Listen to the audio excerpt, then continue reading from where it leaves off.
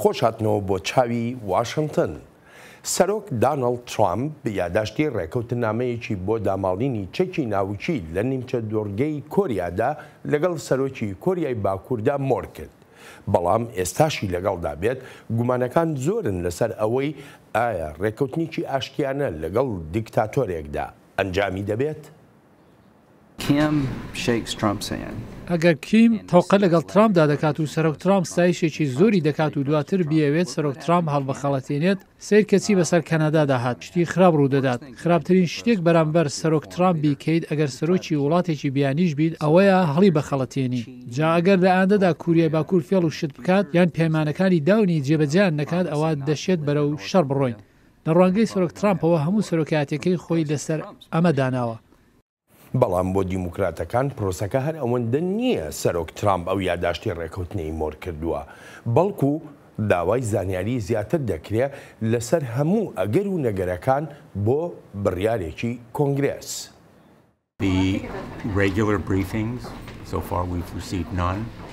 هیچ زانیارێکمان پێ نەدراوە تا ئێستا. لە کۆتاییدا هەر ڕێککەوتنێک هەوێت دەبێت بێتە کانگرس.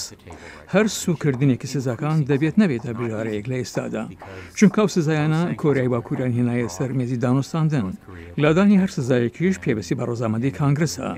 جا ڕێککەوتنی کۆتایی کە دوورین لێ بەڵام هەر پێویستە بهێنرێتە کانگرس و ڕێک لە ئێستاشەوە زانیارەکانمان پێ بدرێت. چاوی واشنتۆن بۆ ئەم هەفتەیە میوانداری ویلیام گاڵ نووسەر و ڕۆژنامەوان لە دەنگی ئەمریکا و هەروەها دکتۆر عەلی ڕزا نوریزادە لە ڕێی سکایپەوە لەگەڵ چاوی واشنتۆنە. دکتۆر عەلی بەڕێوەبەری نێوەندی توێژینەوەی ئێران عەرەبە لە بەریتانیا. دکتۆر عەلی هەروەها ویلیام زۆر سپاسان دەکەم بۆ ئامادەبوونتان بۆ ئەم بەرنامەی چاوی واشنتۆن. ویلیام دەست بەجێ لە لای تۆ دەست پێ دەکەم. بخۆت دەزانی ژمارەیە سزای زۆر هەبوون لەسەر کۆریای باکوور، سزا نێونەتەوە یەکان مەبەستمە بێلەوەی کە گەمارۆژ لەسەر کۆریای باکوور هەبووە. کۆریای باکوور ملی بۆ هیچ یەکێ لەو سزایانە نەدا، بەردەوام بوو لەسەر بەرنامە ناوچیەکەی خۆی، بەردەوام بوو لەسەر تاقیکردنەوە ناوچیەکانی. پرسیارەکە لەوەدا بۆ لە ئێستادا کۆریای باکوور ملەدا، بۆ لە ئێستا دەیەوێت ڕێک بکەوێت؟ ئەمە پرسیارێکی زۆر باشە و پرسیارێکی بەجێیە لەسەرەوەی بۆچی ئێستا ئەم هەنگاوە دەندێت. دووشیانی وەڵام هەن بۆ ئەم پرسە. یەکەمیان ئەوەیە کە تۆ ئاماژەت پێکردن بەرزترین ئاستی فشارەکان لەلایەن بەڕێوەبەرایەتەکەی ترامپەوە، سزای بەرچاویان سەپاندە سەر کۆریای باکوور و فشارێکی زۆریش خرایە سەر ئەو وڵاتە. هەروەها هاوپەیمانی تریان لە ناوچەکەدا بەدەستێنە، بە تایبەتیش لەو وڵاتانەی وەها بەبیر تا نەداهات دەسەڵاتیان بەسەر کۆریای باکووردا بشکێت لە باشووری ڕۆژهەڵاتی ئاسیادا. ئەمەش بەڕاستی ڕووبەرەکانیان لە کۆریای باکوور زۆر تەسک کردەوە و فشارێکی زۆریشان کردە سەر. شیانی وەڵامەکەی تر ئەوەیە کۆریای باکوور چەکی ناوچی دروست کردووە، هەر بۆیە بە باشی زانیوە بێتە سەر مێزی دانوستاندن، چونکە پێگەیەکی دەداتێت لە دانوستاندنەکاندا کە خاوەنی چەکی ناوچی بێت. جا ئەگەر وڵاتە یەکگرتووەکانی ئەمریکا دانی پێدا بنێت یان نا، بەڵام لە ڕاستیدا بۆتە وڵاتێکی خاوەن چەکی ناوچی، ئەوانش ئەو دوو شیانن. A nuclear power, whether the United States admits that or not, they have essentially become a nuclear weapons state. And so this gives them a better bargaining position. So those are the two possibilities. حەزەکەم پرسیاری کێشە لێ بکەم، ئەگەر هاتبا و کۆریای باکوور نەهاتایەتە سەر مێزوی دانوستاندن و لەگەڵ سەرۆک ترامپدا ئەم کۆبوونەوانە نەبووایەوە ڕێککەوتن نەهاتایەتە ئاراوە چی ڕوویەدا؟ If North Korea hadn't agreed to come to the table. ئەگەر کۆریای باکوور نەهاتایەتە سەر مێزی دانوستاندن، وەک دەزانین دۆناڵد ترامپ پێشتر زۆر بەتوندی قسەی لەسەر کۆریای باکوور دەکرد، قسەی لەسەر کیم جۆنگ ئون دەکرد، هەڕەشەی وێرانکردنی تەواوەتی کۆریای باکووری دەکرد. جا ئایا ئەمە ئەو جۆرە هەڕەشانە بووە کە دۆناڵد ترامپ مەبەستی نەبووە جێبەجێیان بکات؟ هێشتا ئەوەیان نازانین و لەوانەشە هەر نەیزانین، بەڵام شتەکان لەسەر ڕێڕەوی ڕوودانی قەیران ئێران بوون شەڕێکی ترسناک دەزانی قورسە باز لەوە بکرێت ئایا شتەکان بە چی دەگەیشتن ئەگەر لەسەر یەک مێز کۆ نەبوونایەتەوە ئەوەش ئاسان نییە بزانرێت ئایا جارێکی تر لەسەر یەک مێز کۆ دەبنەوە یان نا بەڵام ئەوەی دەیزانینەوەیە لەوانەیە لە چەند مانگێکدا بگەڕێینەوە سەر هەمان کێشە. And it's hard to know if we will be there again. You know, for all we know, we could be back in this situation again in a few months. بابشمە لای دکتۆر علی دکتۆر علی حەزەکەم ئەو پرسیارە لە جەنابەت بکەم پێت وایە کۆریای باکوور کەوتبێتە بەردەم دوو بژارەوە یا درێژەدان بە ئەم ڕژەمەی کە ئێستا فەرمانڕەوایە لە کۆریای باکووردا یاخو دەستبەرداربوونی تەواوەتی لە بەرنامە ناوچیەکەی. First of all, let me say hello and thank you for inviting me, and hello to your guests and your viewers. I would like, first of all, to add few more points on what your previous guest mentioned. سەرەتا ئەم کاتتان باش و سپاس بۆ میوانداریەکەتان و ئەم کاتەی میوانەکەی تر و بینەرانیش باش. دەخوازم سەرەتا هەندێک شت لەسەر وەڵامی پرسیارەکانی یەکەمت بڵێم کە ولیان باسی کردن. پێم وایە کیم جۆنگ ئون بە پێچەوانی باپیری و هەروەها باوکی شێوە کە تەنها سەردانی چین و رووسیای کردبوو. کیم جۆنگ کەسێکە لە سویسرا خوێندوێتی لەبەر ئەوە زیاتر شارەزای ژیان و گوزەرانە لە دەرەوەی کۆریای باکوور و هەندێک وڵاتی تری دەوروبەری وەک چین و رووسیا وە کەسێکیش کە خواستێتی ببێتە ڕێبەرێکی دان پێدانرا و بۆ گۆڕانکاریکردن لە ژیانی گەلەکەی خۆیدا کە لە ڕەوشێکی ناهەموار دەدەژی. نەهەموارەکە بە شێوەیەکە لە زۆرێک لە ناوچەکانی کۆریای باکووردا برسێتی و قاتوقوڕیەکی زۆر هەیە. ئەم کەسە ڕێبەری وڵاتێکە بۆمبی ناوکی هەیە بەڵام ژیانی تێدا نییە گەلەکەی لە مەینەتیدا دەژی. جا بۆیە دڵنیام لەوەی بۆ ماوەیەکی دوور و درێژە لە مشکی خۆیدا هێناوێتی بردوێتی و گۆڕانکاریکردنی تاوتوێی کردووە. بە هەمان شێوەش پاسەوانە کۆنەکانیشی کە بەو پاسەوانە کۆنانە چواردەوری گیراوە ئەوە تا ئێستا دەبینین دەستبەرداریان دەبێت. لە هاوسەری پوریەوە دەستی پێکردووە ئەوجا زڕبراکەی و هەتا دوایی ئەمەش وەهای کردووە دەستی زیاتر ئاوەڵا بێت و دەرفەتی زیاتری هەبێت. بێ لەمانە قەبارەی فشارەکانی ئەمریکا وەهایان کرد بگوترێت ژیان مەحاڵە لە کۆریای باکوور. گوێم لێ بووە و لە هەندێک شوێنیشدا خوێندومەتەوە کە ئەمریکیەکان توانیانە بگەن ناو سیستەمی وڵاتەکەیەوە لە ڕێی ڤایرۆسەوە یان لە ڕێگەی ترەوە. تەنانەت بەشێکی دامەزراوە ناوچیەکانی کۆریای باکوور لە کارکردن وەستا. جا کیم جۆنگ ئون ئەم شتانەی لەگەڵ خۆی و خوشکەکەی و هەندێک خەڵکی تردا هەڵسەنگاند و گەیشتە ئەو بەرئەنجامی ئەگەر بێت و بەم شێوەیە بەردەوام بێت ئەوە ئیتر شوێنێک نامێنێت پێی بگوتیە کۆریای باکوور. لەبەر ئەوە بڕیاری و توێشکردنیدا بە تایبەتیش کە داناڵد ترامپ سەرۆکی ئەمریکا پێشنیازی سەودایەکی ئاوەها گەورەی بۆ کرد 50 ملیار دۆلاری لە 8 ساڵدا و هەروەهاش گۆڕینی کۆریای باکوور لەبەرەوە پەسەندی کرد. کیم جۆنگ بەهێزە و بۆمبی ناوکی لە بەردەستە و لە هەمان کاتیشدا پێویستە نان بۆ گەلی خۆی پەیدا بکە. He accepted that. He's strong, he has nuclear bomb, but in the meantime he has to take bread for his people. باشە دکتۆر علی متمانە چییە کە کۆریای باکوور بەردەوام بێت لەسەر ئەم ڕێکەوتنە؟ متمانە چییە کە بتوانێت باری ئاسایشی هەر هیچ نەبێت لە نیمچە دوورگەی کۆریادا بپارێزێ؟ I think President Trump was right when he calculated that if he put more pressure eventually. پێم وایە سەرۆک ترامپ ڕاست بوو کاتێک هەڵسەنگاردنی بۆ کرد و ئەگەر بێت و فشاری زیاتر بخاتە سەر کۆریای باکوور. ئەوە لە کۆتاییدا کیم جۆنگ ئون دێتە پێشە و دەکەوێتە وتوێشکردن لەگەڵیدا. سەرۆک ترامپ لەوەدا ڕاست بوو هەرچەندە زۆر کەس بڕوایان بە ڕوانینەکەی نییە و دەڵێن ناگات بە هیچ. بەڵام نا من پێم وایە بە زۆر شت دەگات. لە چەماژی داهاتوودا ئامادەی کۆریای باکوور دەبینین بۆ چەندێتی لە بەردانەماندنەکانی و هەروەها سەرۆک ترامپ چەند دڵفراوان دەبێت لەسەر و سەوداکردنی لەگەڵ سەرۆکی کۆریای باکووردا. بەماش سەرۆک ترامپ ناوی دەخرێتە ناو مێژووی مرۆڤایەتیەوە وەک کەسایەتێکی گەورە کە توانی مەترسیێکی وەها گەورە لابدات نەکە لەسەر ئەمریکا بەڵکو لەسەر تەواوی جیهان.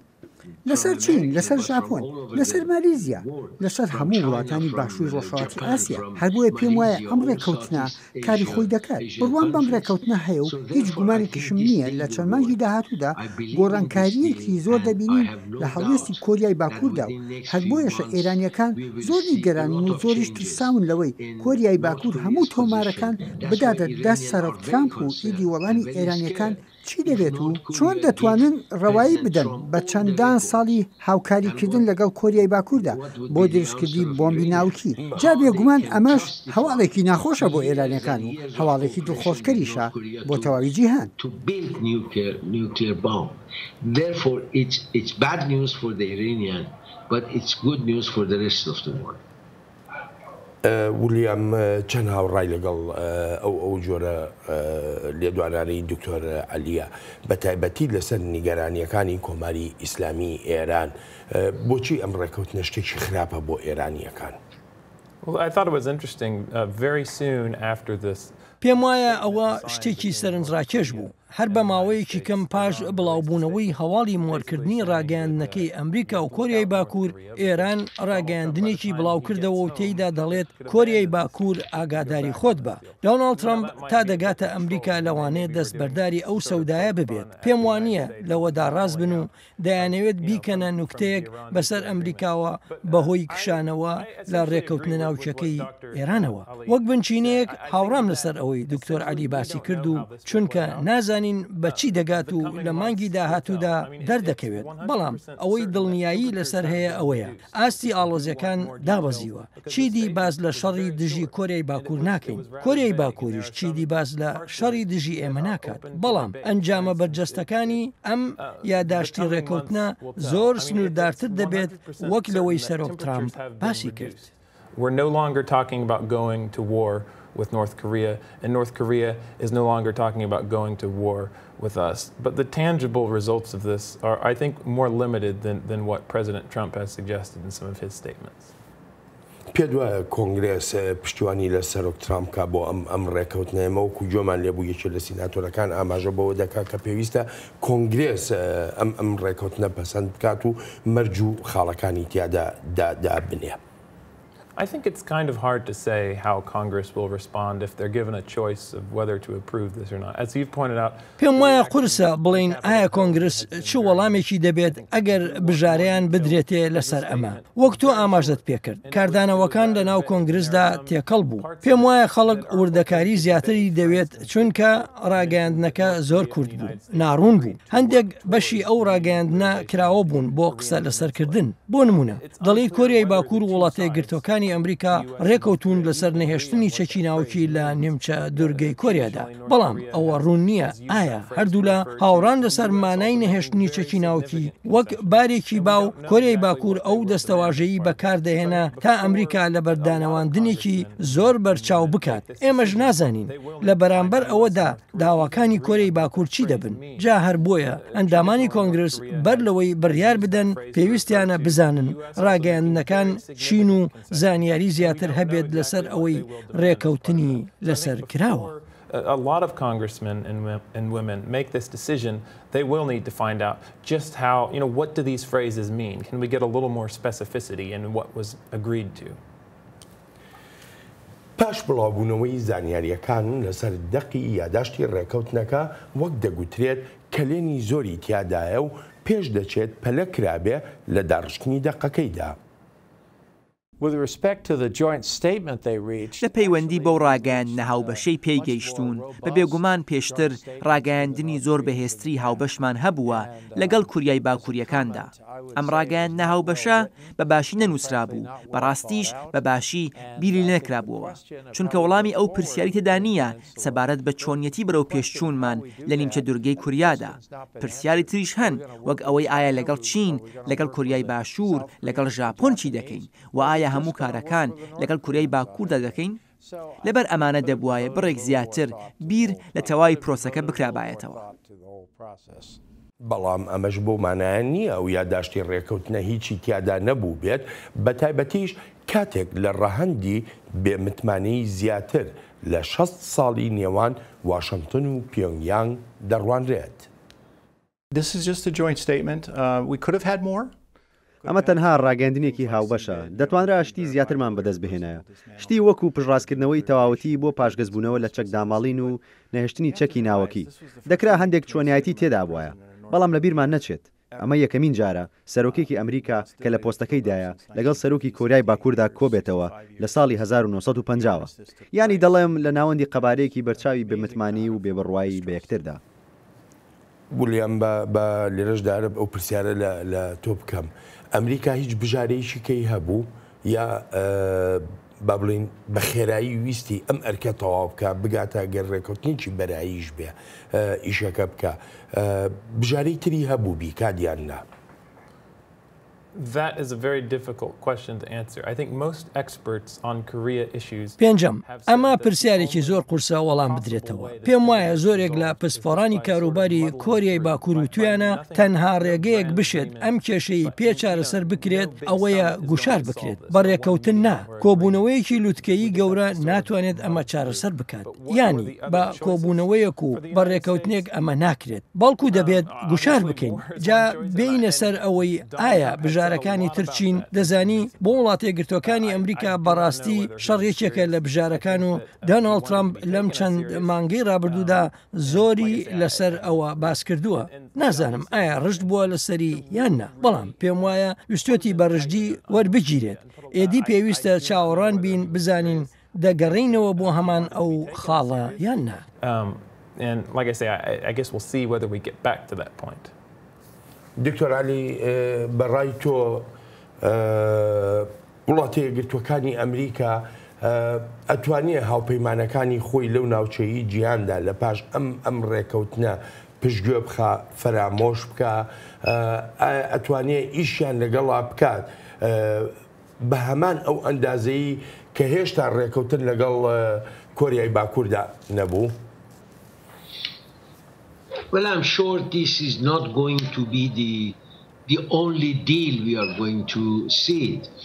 I mean, don't forget, there are lots of issues the American they have with Russia, with China, Russia particularly. بەڵێ دڵنیام لەوەی ئەمە تەنها ڕێکەوتنێک نابێت کە دەیبینی با لە بیرمان نەچێت ئەمریکا زۆر دۆسیەی هەیە لەگەڵ رووسیا لەگەڵ چین بە تایبەتیش لەگەڵ رووسیا و بێگومان لەگەڵ ئێرانیشدا هەروەها دۆسیەی فەلەستینیەکانیشی هەیە جا بۆیە وەکو سەرۆکی مەزنترین زلهێزی جیهان سەرۆک ترامپ ئەرکی لەسەرە بەرامبەر ئەو وڵاتانە مەبەستم ئەوەیە وڵات هەیە لەژێر سای دیکتاتۆریەتدایە و جۆرە ڕژێمێک فەرمانڕەوان کە بەرەنگاری ئاشتی جیهانی دەبنەوە لەڕێی ئەو خەون و پلانانەی هەیەە وەک ڕژێری ئێران ئەمە هەر تەنها بە پێونگ یانگ و واشنتۆن و سنگاپورە کۆتایی نایێت بەڵکو بەردەوام دەبێت و بەرپرسیارەتێکی زۆر گەورەیە لەسەر شانی سەرۆک ترامپ و من دڵنیام لەوەی ئێستا توانیوێتی هەندێک لەو پەیمانانەی پێشتر دابوونی بەجێیان بگەێنێت و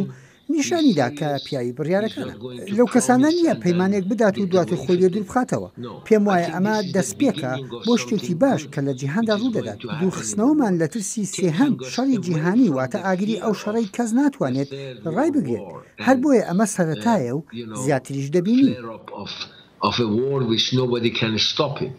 So therefore I'm sure this would be the beginning and we are going to see more.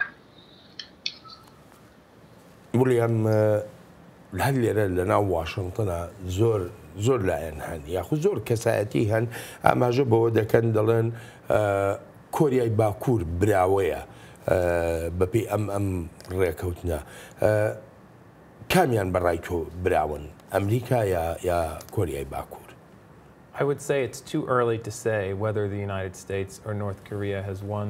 من دەڵێم هێشتا زووە بگوتێت کامیان وڵاتە یەکگرتوەکانی ئەمریکا یان کۆریای باکوور براوەی ئەم ڕێکەوتنن دەمەوێت ئەوەش بڵێم وێڕای هەموو ئەو شتانەی لێرە لە واشنتن لەسەر ئەمریکا و کۆریای باکوور دەگوترێت کە هەر یەکە و ڕوانینی خۆی هەیە لەسەر ئەوەی ئایا دۆناڵد ترامپ براوەیە یان کۆریای باکوور لەو ڕێکەوتنەدا بەڵام کاردانەوەکان بەگشتی لەسەر ئاستی جیهانی زۆر ئەرێنین لەسەر ڕێکەوتنەکە وڵاتانی جیهان ناخوازن ئەمریکا و کۆریای باکوور ببینن بکەون نەشەڕەوە وەک میوانەکەی تریشت ئاماژەی پێکرد لەسەر ئاستی جیهانیش بە هەنگاوێکی باش دەبینرێت بەڵێ هەندێک پرسیار هەن لەسەر ئەوەی ئایا هەموو ئەمانە بەکوێ دەکەن. سەرۆک ترامپ هەندێک ئاماژەی داوە کە دەشێت زیاتر گەشتبین بێت لەوەی لە ڕێکەوتنەکەدا هاتووە. لە هەمان کاتیشدا لە نێو پسپۆڕانی کاروباری کۆریادا نیگەرانی هەن و ئەڵبەت ئەو گومانانش ڕەواییان هەیە. بەڵام ناشزانم چۆن دەتوانیت وەک هەنگاوێکی خراپ سیر بکرێت لە کاتێکدا ئەمریکا و کۆریای باکوور لە ئێستادا لەسەر یەک ڕێگەن. I don't know how you can treat it as a bad thing if the United States and North Korea are getting along with one another right now. بەڵام مولیان ئەو کاتی کە لەسەر وەختی سەرۆک ئۆباماش لە ڕێکەوتنی ناوچی لەگەڵ ئێراندا مۆر کرا وڵاتانی گیان ینی هەمان ئەم جۆرە کاردانەوەیان هەبوو کە هەرچی چۆنە بێ ڕێکەوتن باشترە وەک لە هەر ئەگەرێکی شەڕ. بۆ ئەمەی کۆریای باکوور یعنی ئێستا ئێمە دەبینین سەرۆک ترامپ ڕێکەوتنی ناوچی لێ هاتە دەرێ ئەوەی لەگەڵ ئێراندا بوو. چۆن ئەتوانرێ وا بکرێت کە ئەم ڕێکەوتنە بەردەوام بێ سەرۆکێکی دوای سەرۆک ترامپ لەم ڕێکەوتنەش نێتە دەرەوە؟ I wish I could tell you I have an answer to that question. خۆزگە دەخوازم بڵێم وەڵامێکم بۆ ئەم پرسیارەت هەبێت. دەزانی سیستمی فەرمانڕەوایەتی لێرە لە وڵاتە یەکگرتوەکانی ئەمریکا زۆر ئاڵۆزە. ژمارەیە خاڵی دیاریکراوی لاواز هەیە. پێشم وایە ئەمە یەکێکیانە. ئاشکرایە کە سەرکەوتنی سەرۆکی ئەمریکا زۆر سوودمەندە لە ڕووی سیاسیەوە بۆی بەوەی پاشەکشێ لە ڕێکوتنەکانی سەرۆکەکانی پێشخۆی بکات. ئەمەش بۆ جیهان قورسە کە چۆن سەر و سەودای لەگەڵدا بکات کاتێک ئەمریکا ڕێکەوتنێک مۆر دەکات چۆن بزانرێت کەسێکی دواتر لەگەڵیدا دەبێت یان لی پاشگەز دەبێتەوە. پێم وایە یەکێک لە ڕێگەکانەوەیە کە تۆ لە پرسیارێکی پێشتردا ئاماژەت پێکرد. ئەم جۆرە ڕێکەوتنانە بخرێنە بەردەم کۆنگرسەوە و ڕێگە بە ئەندامانی کۆنگرس بدرێت وەک پەیماننامەیەک پەسەندی بکەن بەو شێوەیە لە دەستوری وڵاتە یەکگرتوەکانی ئەمریکادا هاتووە. پێم وایە ئەمە یەکێکە لەو ڕێگایانی ئەو ڕێکەوتنانە تۆکمەتر دەکات و دڵنیابوون و متمانەی جیهانیش بە بڕیارەکانی ئەمریکا زیاتر دەکات. I think that's one way to make these agreements a little more firm and to actually increase global confidence in U.S. decisions.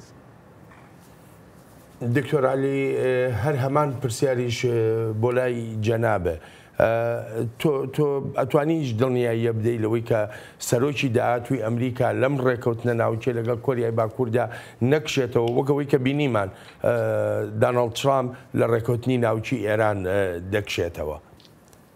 I don't think so. I think, first of all, what President Trump did was not something strange. I mean, from when he started his campaign, he was talking about it.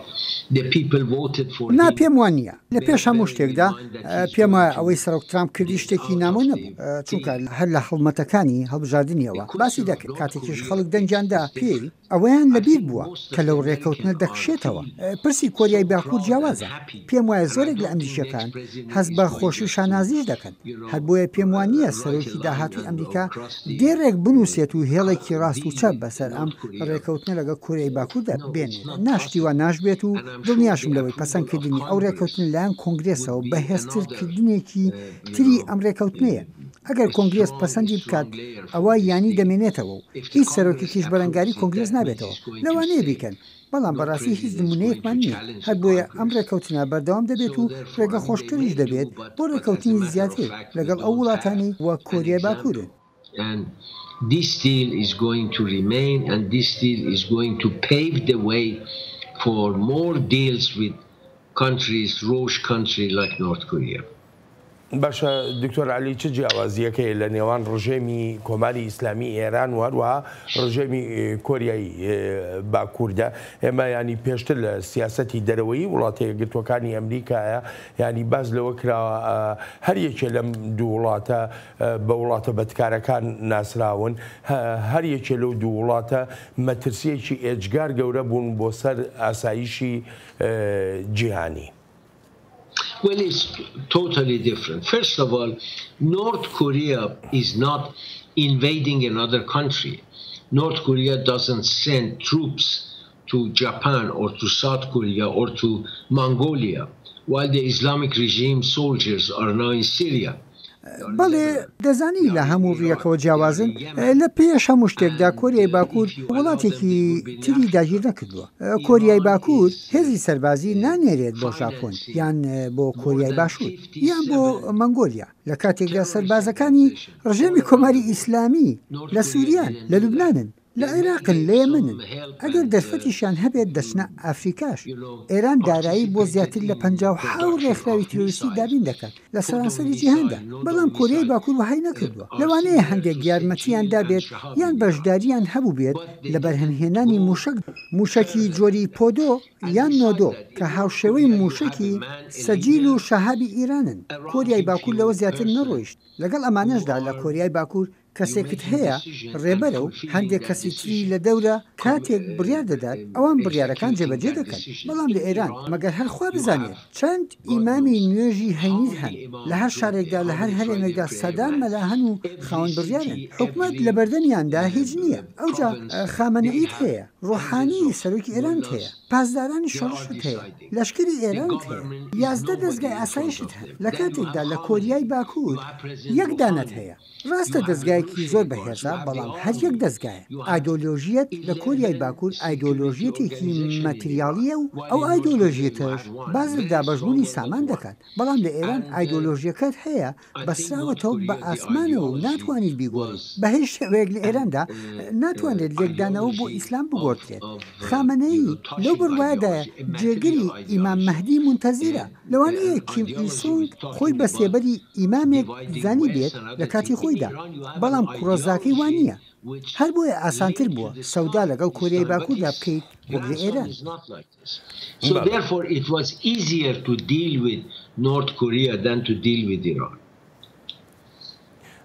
ولیان بەڕای تۆ ئەم ڕێککەوتنە کاریگەری نەرێنی ئەبێ بەسەر سیاسەتی وڵاتی یەکگرتوەکانی ئەمریکا لەگەڵ ئێراندا بێ لە مەسلەی ئەگەری کشانەوە بخۆ دەزانی ئێران لە کێشەیەکی ئەجگار قوڵدایە و زۆرێک لە وڵاتانی هاوپەیمانی ئەمریکا داوای ئەوەکەن کە پێویستە ڕێگەی تر بگیرێتە بەر تەنانەت لەو ڕێگەیانە بژارەی لەشکریش بە دوور نەزانراوە. من بەڕاستی پێم وایە و دەشزانم ئەمەی دێڵێم وەڵامە بۆ زۆرێک لە پرسیارەکان. هەر چۆنێک بێت زۆر ڕوون و ئاشکرانیە ئایا بەڕێوەبەرایەتەکەی ترامپ چی بەرامبەر ئێران دەکات و ئەمەش چۆنی کاریگەری لەسەر ئێران دەبێت. بەڕاستی ئەمە ڕێککەوتنێکە زۆر کورتترە لە ڕێککەوتنە ناوچەکەی لەگەڵ ئێراندا هەبوو. ئەم ڕێککەوتنەی کۆریای باکوور تەنها یەک لاپەڕەیە. ڕێککەوتنەکەی ئێران پشتڕاستکردنەوەی تێدا بوو، مەرجی دیاری کراوی تێدا بوو، شتی ئاوەها. بەڵام لەمەیاندا وەک خەڵکی تریش باسی دەکەن هەندێک دووڕوویی پێوە دیارە و لە نێوان هەردوو استراتیژیەتەکەیدا. بەڵام وەک دکتۆر علی ڕیزا ئاماژەی پێکرد جیاوازی زۆر هەن لە نێوان ئێران و کۆریای باکووردا وەک ئەوانەی جەختی لێکردنەوە. پێم وانییە لەسەر ئاستی سیاسەتی ناوخۆ ئارزوو یان خواستێکە بێت بۆ کشانەوە لە هەر سەودایەکی نێوان ئەمریکا و کۆریای باکوور. هەر چۆنێک بێت یەکێک لە ڕەهەندەکانی ئەم دۆسیە ئەگەر سەیری بکەین بریتە لە ڕۆڵی چین.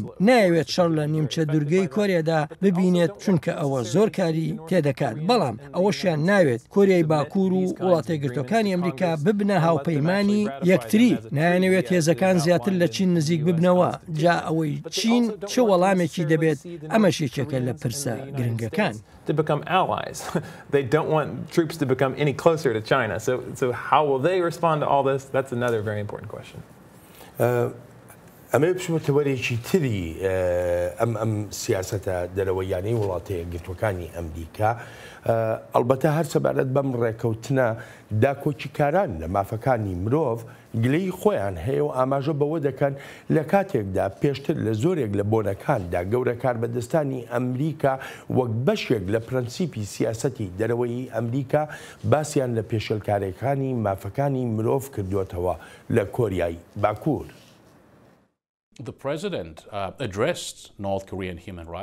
سەرۆک لە وتارەکانیدا لەسەر مافەکانی مرۆڤی کۆریای باکووری قسەی کردووە. ئەم دۆسەی مافی مرۆڤە بە تەواوەتی ڕەنجیدابەوە لە وتارەکەیدا لە بەردەم ئەنجومەنی نیشتیمانی کۆریای باشووردا کە لە مانجی 11 ساڵی 2017 پێشکەشی کرد. لە وتارەیدا کە لە کۆبوونەوەی ساڵانەی ئەنجومەنی گشتی UN دا لە وتاری ساڵانەیدا لە بەردەم کۆنگرێسدا هەر بۆیە دڵنیا بووم لەوەی کە سەرۆک ترامپ پێنج جێگری سەرۆک پسپۆران کاربەستانی باڵا لە ئەنجومەنی ئاسایشی نیشتیمانی بەبێ باسکردنی ئەوەی بگوترێت وزارەتی دەرەوە تێگەشتنی هەیە لە ڕەوشی مافەکانی مرۆڤ لە کۆریای باکوور بەڵێ هیوام بەوە هەبوو بەڵام لەوانەیە لە ڕاگەیاندنە ڕاستەقینە و بەشەکەدا دابدرێت.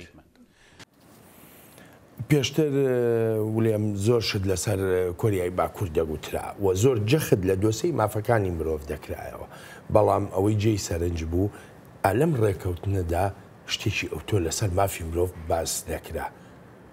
پێ وایە ئەوە سیاسەتی ئەمریکا بێ کەی ویستی باسی مافی مرۆڤکە کەیش نەیویست بێدەنگی لەو دۆسەیە بکە. I think this was an instance of the Trump administration. پێم وایە ئەمە نمونەیەکی بەڕێوەبەرەتی ترامپ بووە بۆ سەوداکردن لەگەڵ هەڕەشە و مەترسیەکی دەست بەجێیی بۆ سەر وڵاتە یەکگرتوەکانی ئەمریکا بە یەخدانە بە بەرژەوەندیەکان ئەوەش بێگومان سەوداکردنە لەگەڵ چەکە ناوچەکانی کۆریای باکوور و بەرنامەی موشکە دوور هاوێژەکانی زۆر کەس لەم شارەدا لێرە لە واشنتۆن دیسی مەخابنیان دەربڕیوە وەک تۆ ئاماژەت پێکرد لەو وتوێژانەدا بایەخ بە مافەکانی مرۆڤ نەدراوە و نەژ گەیشتنە دوا ڕێکەوتن. بەڵام دۆناڵد ترامپ وتی لەگەڵ کیم جۆن ئون باسی لە مافەکانی مرۆڤ کردووە و وەک دەڵێت زۆریش بەچڕی باسی لەوە کردووە بەڵام هێشتا ڕوون نییە تا چه ئاستێک ئەمریکا لەم دۆسیەدا چاوپۆشی لە مافەکانی مرۆڤ دەکات بۆ گەیشتن بە چارەسەرێک بۆ ئەو کێشەی ئەمریکا بە کێشەی هەرە بە پەلەی دەزانێت کە کێشەی بەرنامەی ناوکیە جا لەوانەیە ئەمە ببێتە دۆسیەک لە ئایندەدا چارەسەر بکرێت. دەزانم لێرە لە واشنتۆن نێوەندێکی هێزری هەیە و پێشنیازی کردووە پێویستە کۆریای باکوور ڕێگە بە چاودێرانی نێونەتەوەی بدات تا سەردانی هەندێک ناوچەی دیاریکراوی ئەو وڵاتە بکەن وەک گرتوخانەکانی زیندانیە سیاسەکان ئەمە وەک هەنگاوی بەرایی و ئەو جا هەنگاوی تری بەرەو پێش بنرێت وەک ئەوەی لە دۆسیەی ناوچەکەدا بینیمان بەڵام تا ئێستا هیچ ئاماژەیەک لە ئارادا نییە هەنگاوێکی لەو شێوەیە بنرێت. Allow international observers into certain areas, maybe the political prison camps, things like this, as an initial step, and then we can move forward as we move forward with the nuclear issue. But there's no indication yet that that's going to happen. دکتۆر علی جەنابەت ڕاچۆنە بەلای ئێرانیەکانەوە بە تایبەتی ئۆپۆزیسیۆنی ئێرانیەوەمە چۆن کەوتۆتەوە لە کاتێکا وڵاتی یەکگرتوەکانی ئەمریکا سیاسەتی دەرەوەی خۆی لەسەر بنچینەی مافەکانی مرۆڤ لە وڵاتانەدا دەڕێژێ بەڵام کاتێ دێتە سەر ئێران دۆسیەی ناوکی بۆ نمونە لە پێشترە لە دۆسیەی مافەکانی مرۆڤ. Well, we cannot expect United States to be much concerned about Iranian human rights while some of very close ناتوانین وەها چاوەڕوان بکەین وڵاتە یەکگرتوەکانی ئەمریکا زیاتر نیگەران بێت لەسەر دۆسەی مافی مرۆڤ لە ئێراندا لە کاتێکدا تۆمارەکانی مافەکانی مرۆڤ لە زۆرێک لە وڵاتانی هاوپەیمانی نزیکی ئەمریکادا هێندەی ئێران باش نین ئەرکی سەرەکی بۆ ئەمریکا لادان و نەهێشتنی مەترسیەکانە ئەو مەترسیانی لەسەر تەواوی جیهان و ئاشتی جیهان هەن ئێران و کۆریای باکوور دوو وڵاتن تۆمارەکانی مافەکانی مرۆڤتیاندا زۆر خراپن بەڵام هی ئێران خراپترە و ناکرێت ئێران بە کۆریای باکوور بەراورد بکرێت ژمارەی زیندانیانی سیاسی لە ئێراندا لەسەر و 3000 کەسەوەیە هەر لەم دووسێ ڕۆژەی ڕابردوودا کەسێک سەر بە سۆفیەکانیان لە سێدارەداوە بە تاوانی وەک دەڵێن کوژرانی 3 کارمەندی ئاسایش و لە کاتێکدا ئەو کەسە نکوڵی دەکرد لەوەی کارێکی لەو شێوەی کردبێت بەڵام هەر کوشتیشان یان سەپاندنی سزای مەرگ بەسەر ڕامیندا ئەمەش جێی نیگەرانیەکی ترە لە کاتێکدا هەوڵ لە ئارادان بۆ ڕێگەگرتن لەوەی لە سێدارە بدرێت مافەکانی مرۆڤ دۆسی داهاتوو دەبێت یەکەم نەهێشتنی مەترسیەکەیە چونکە ئەگەر کۆماری ئیسلامی ئێران لە بەردانەماندنی زیاتر بکات و خۆی بدات بەدەستەوە بۆ ئەمریکا ئەوە ینی ئیتر کۆماری ئیسلامی نامێنێت ئالە ئێستادا هەندێک لە چالاکوانە ناودارەکان لەوانە ژمارەیە کەس پۆستیان هەیە لە ناو کۆماری ئیسلامدا و داوا لە ئایەتوڵا خامنەی دەکەن تا لەگەڵ ترامپدا دابنیشێت و کۆب بێتەوە بە حەسەن ڕۆحانی سەرۆکی ئێران دەڵێن هیچ ڕێگایەکی تر لە ئارادا نییە یان ئەوە تا دەڕۆیت و وڵاتێکی خاپورکراو لە پاشخۆت جێدەهێڵیت یان دەڕۆیت بەڵام وڵاتێکی گەشەکردووی خاوەن ئایندەیەکی گەشت لە پاشخۆت بەجێدێڵیت جا بۆیە بە هیچ شێوەیەک ئەم ڕژێمە ناتوانێت لە دەسەڵاتدا بمێنێتەوە. You're going to go out, but still there will be Iran, a prosperous country, bright future. and you are going to go. So there is no way that this regime could stay in power.